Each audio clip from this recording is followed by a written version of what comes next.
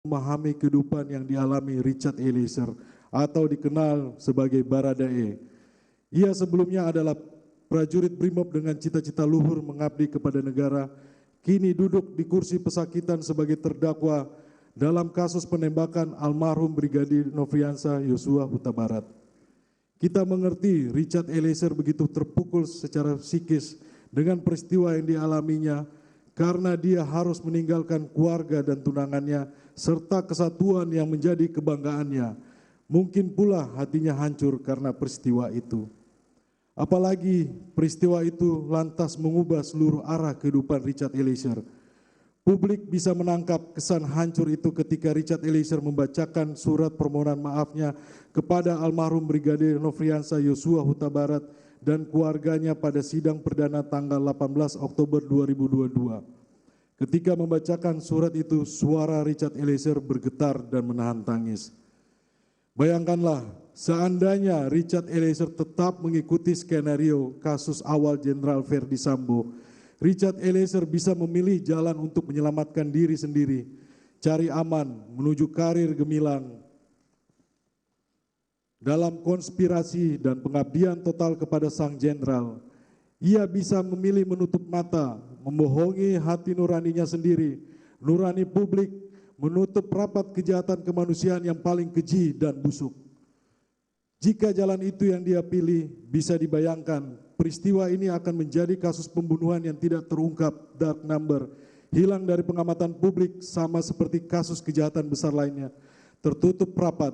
Namun Richard Eliezer memutuskan menempuh jalan terjal keadilan, mengungkap kebenaran dan keadilan.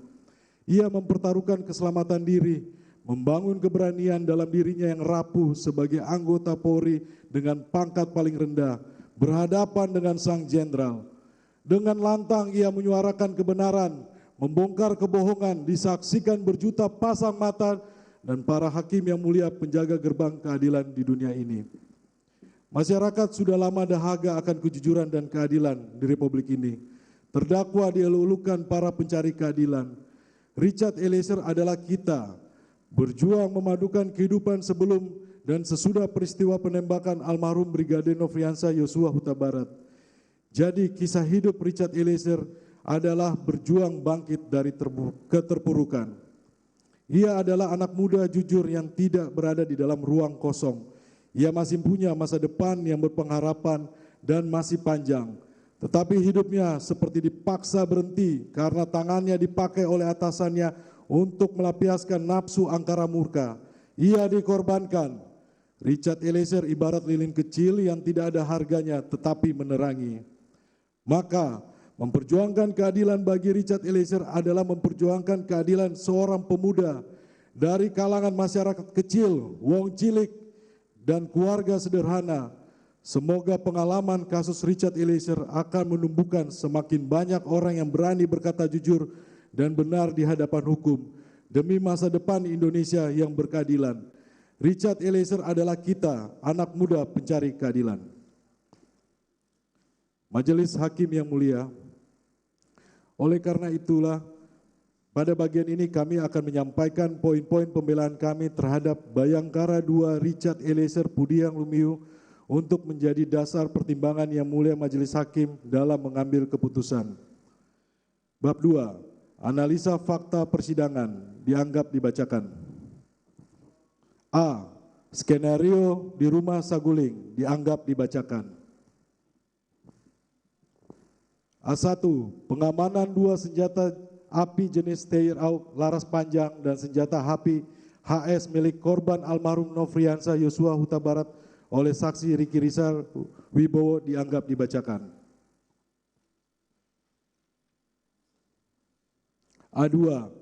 Perjalanan dan kedatangan luar kota wajib PCR dan isolasi mandiri di rumah Jalan Bangka 11A nomor 7 bukan di rumah Jalan Duren 3 nomor 46 dianggap dibacakan.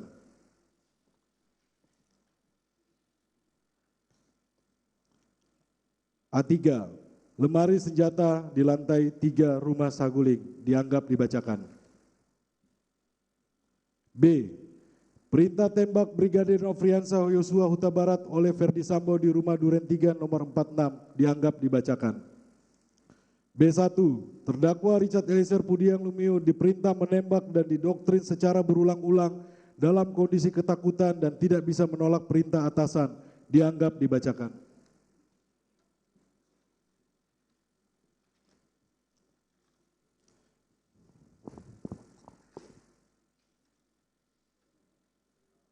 B2.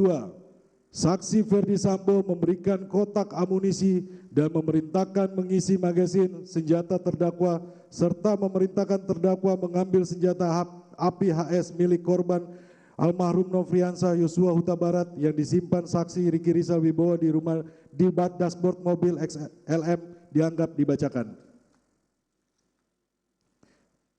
B3. Perintah menembak korban Nofriansah Yosua Huta Barat dan diakhiri dengan tembakan mematikan oleh si pemberi perintah saksi Ferdi Sambo kepada korban Nofriansah Yosua Huta Barat, dianggap dibacakan.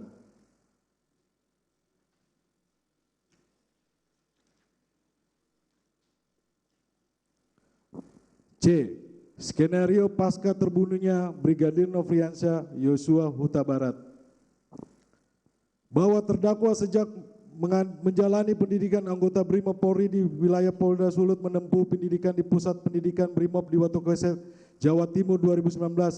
Setelah lulus, terdakwa ditempatkan di wilayah konflik penempatan wilayah BKU Papua sebagai anggota Brimob Nusantara.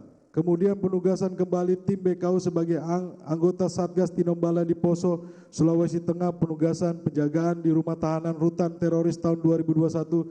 Setelah itu terdakwa bertugas menjadi ajudan saksi Irjen Ferdi Sambo pada Juli 2022. Pada poin C ini dianggap dibacakan majelis. Kami akan masuk kepada analisa yuridis. Bab 3, analisa yuridis. A. Terdakwa Richard Eliezer Pudiang Lumiu merupakan pelaku yang disuruh melakukan tindak pidana manusia